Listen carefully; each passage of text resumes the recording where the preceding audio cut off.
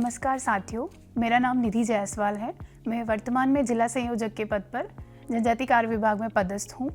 साथियों, आज हम लोग जनजाति वर्ग को प्रदान की जाने वाली आवास सहायता योजना के बारे में बात करेंगे। सबसे पहले मैं बता दूं, इस योजना का जो उद्देश्य है वह जनजातीय वर्ग के बच्चों को जो महाविद्यालयीन स्तर पर अपने घर से बाहर जो है शिक्षा के लिए जाते हैं, उनको आवास सहायता के लिए राशि उपलब्ध कराने के उद्देश्य से शुरू की गई है। पाठ्यक्रम सूची, परिचय, सीखने के उद्देश्य, आवास सहायता योजना के आवेदन और सत्यापन प्रक्रिया, स्वीकृति और भुगतान प्रक्रिया, विवरण और कार्यान्वयन निष्कर्ष।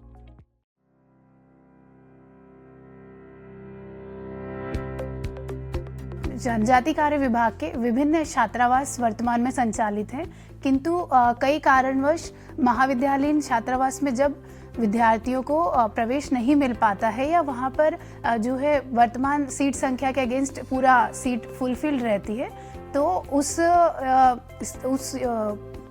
परिदृश्य में जो है आवास सहायता योजना के तहत हम छात्र को उस शुल्क की प्रतिपूर्ति करते हैं।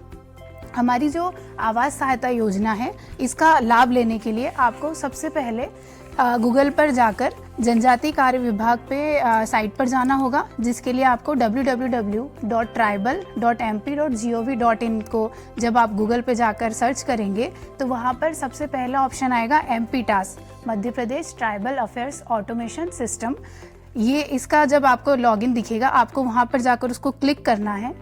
जब MPTAS पर आप क्लिक करेंगे तो वहाँ पर आपको नेक्स्ट विंडो दिखाई देगा, जिसमें आपको यूज़र आईडी और पासवर्ड डालना है। साथियों, जो यूज़र आईडी और पासवर्ड है, ये आपने जो हमारी पोस्ट मैट्रिक स्कॉलरशिप है उसको ऑप्ट करने के लिए आप पहले ही उस चीज़ को बना चुके होंगे, तो आपको वही यूज़र आईडी और पासवर्ड यहाँ पर डालने के लिए इसको एंटर करना होगा। जब आप यूज़र आईडी पासवर्ड डाल देंगे तो उसके बाद आपको एक डैशबोर्ड दिखेगा। डैशबोर्ड के लेफ्ट साइड पर आपको आवास का मेन्यू दिखेगा। जब आप आवास मेन्यू पर जाएंगे तो वहाँ पर आपके पास दो ऑप्शन रहेंगे। पहला एप्लीकेशन अप्लाई, दूसरा एप्लीकेशन स्टेटस।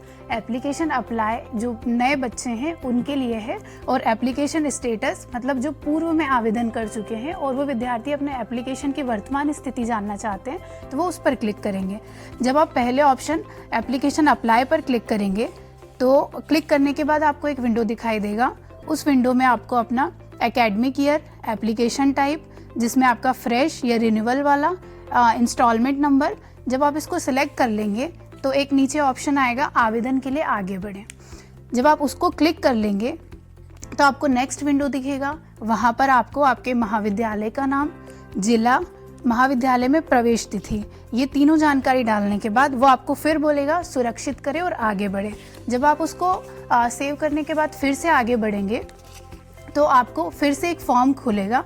उस फॉर्म में आपके कुल 11 कॉलम रहेंगे, जिसमें ज़िले का नाम, जिस ज़िले में आप रहना मतलब जहाँ पे आप किराए का मकान ले रहे हैं उस ज़िले का नाम, एरिया, लोकल बॉडी, ब्लॉक का नाम, ग्राम पंचायत है तो वहाँ का नाम, मकान मालिक का नाम, मकान नंबर, गली या मोहल्ले का नाम, वार्ड नंबर, मासिक किराया और किराए की प्रारंभ तिथि। दोस्तों, इसमें एक सबसे लास्ट ऑप्शन रहेगा रेंट एग्रीमेंट या प्राइवेट हॉस्टल रसीद। इसको मैं थोड़ा सा डिस्क्राइब करना चाहूँगी। इससे हमारा आशय है कि जिस भी जगह आप किराए से रह रहे हैं तो वहाँ का या तो आप शपथ पत्र या किराया नामा अगर आपने बनाया हो तो वो आपको यहाँ पर अटैच करना होगा। और अगर आप किसी प्राइवेट हॉस्टल में रह रहे हैं तो हॉस्टल की जो स्लिप है आप उसको भी यहाँ पर अपलोड कर सकते हैं। जब आप इसको करने के बाद सुरक्षित करेंगे और आगे जाएंगे तो आपकी समस्त जानकारी, जो नेक्स्ट जो विंडो आएगा उसमें आपकी पूरी जानकारी जो अभी आपने पिछले 3 स्लाइड्स में दिया है वो पूरा की पूरा एग्जाई आ जाएगा। आप यहाँ पर देखकर इसको एक बार अच्छे से जांच लें कि आपने जो जानकारी भरी है वो पूरी सही है। उसके बाद जब आपने देख लिया कि हाँ मेरी पूरी जानकारी सही है, उसके बाद आप सबमिट बटन दबाएंगे। जब सबमिट बटन दबा देंगे तो आपकी जानकारी सफलतापूर्वक जमा हो गई है, इसकी पुष्टि का संदेश आ जाएगा और फिर से वो आपसे पूछेगा कि क्या आप आवास सहायता के लिए आवेदन करना चाहते हैं। तो उसमें हमारे पास 2 ऑप्शन है, यस और नो। तो आप यस का ऑप्शन करके विंडो को आगे बढ़ा सकते हैं।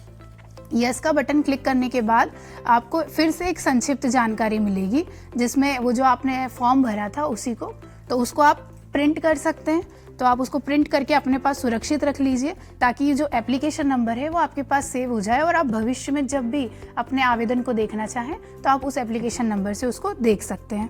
ये तो हो गई हमारी पहले वाले जो नए बच्चे आ रहे हैं उनके लिए।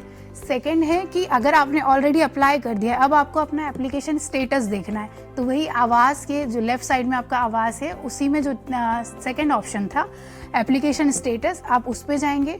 उसके एप्लीकेशन स्टेटस पे जब आप क्लिक करेंगे तो आपको एक एप्लीकेशन नंबर दिखेगा।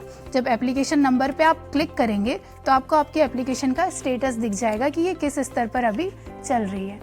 हमने क्या सीखा इस मॉड्यूल में? हमने जाना कि आवास सहायता योजना के लिए विद्यार्थियों को सबसे पहले विभाग की वेबसाइट पर जाकर लॉगिन करना होता है। यह भी सीखा कि विद्यार्थियों को आवेदन के लिए आवश्यक जानकारी जैसे कि शैक्षणिक वर्ष, कॉलेज का नाम, जिला और किराए की जानकारी भरनी होती है। हमने यह भी देखा कि विद्यार्थियों को अपने आवेदन के साथ किराया समझौता पत्र या हॉस्टल स्लिप अपलोड करनी होती है।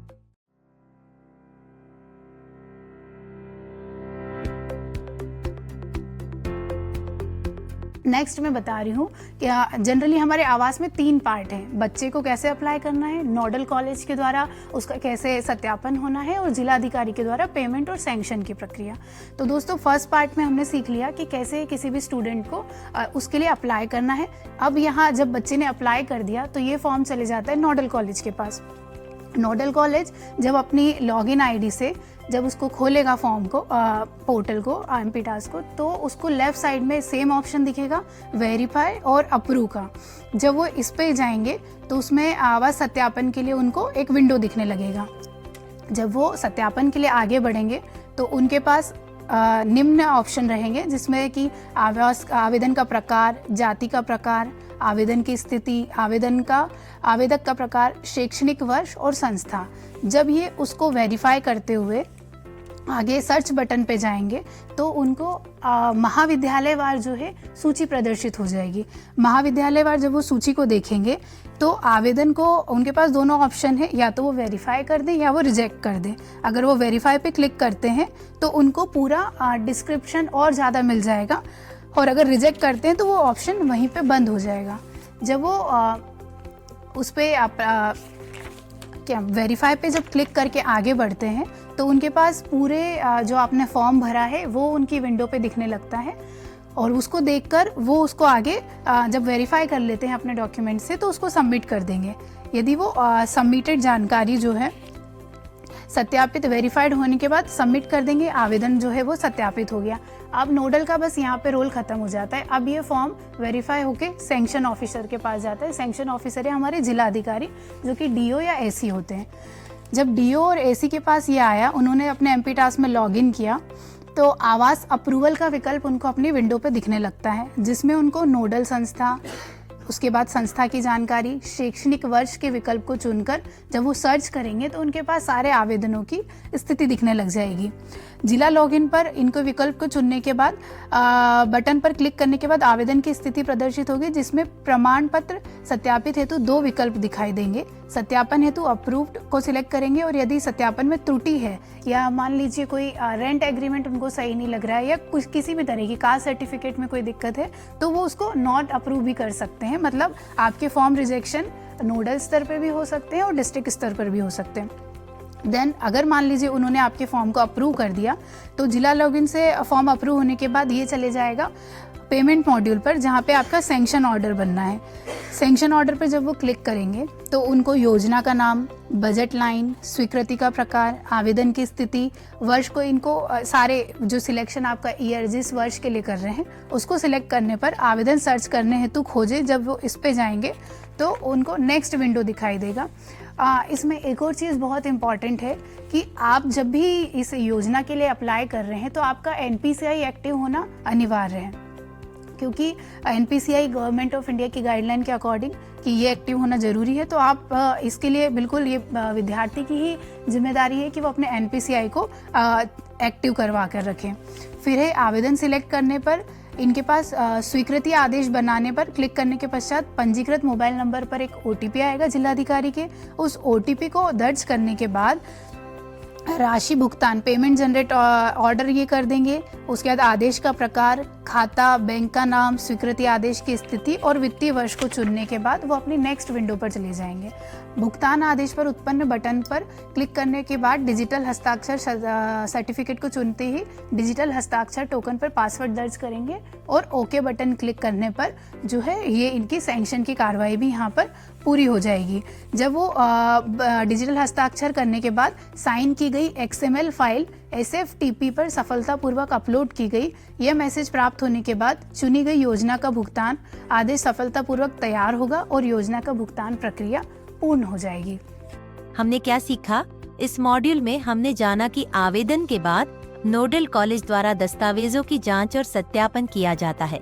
यह भी सीखा कि सत्यापन के बाद आवेदन जिला अधिकारी के पास भेजा जाता है, जहां से स्वीकृति और भुगतान प्रक्रिया शुरू होती है।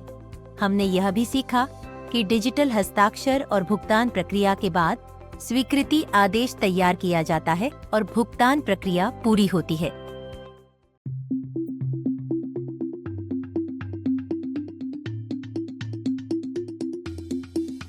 तो इसी तरह दोस्तों आपने देखा कि आवास सहायता के तहत योजना के तहत कैसे विद्यार्थी के द्वारा आवेदन किया जाता है, नोडल कॉलेज के द्वारा कैसे उनके फॉर्म को एक्सेप्ट या रिजेक्ट किया जाता है और जिला अधिकारी के द्वारा उस फॉर्म को वापस से रीवेरीफाई करने के पश्चात कैसे उनका सैंक्शन ऑर्डर और पेमेंट ऑर्डर जनरेट किया जाता है। आशा है दोस्तों कि आपको ये जानकारी बहुत उपयोगी लगी होगी। इसी विषय पर हमने एक प्रश्नोत्तरी भी आपके लिए तैयार की है। आप उन प्रश्नों का उत्तर दीजिए। उत्तर देने के बाद आपको एक प्रमाण पत्र प्राप्त होगा जो आपके लिए उपयोगी होगा। धन्यवाद, नमस्ते। हमने क्या सीखा?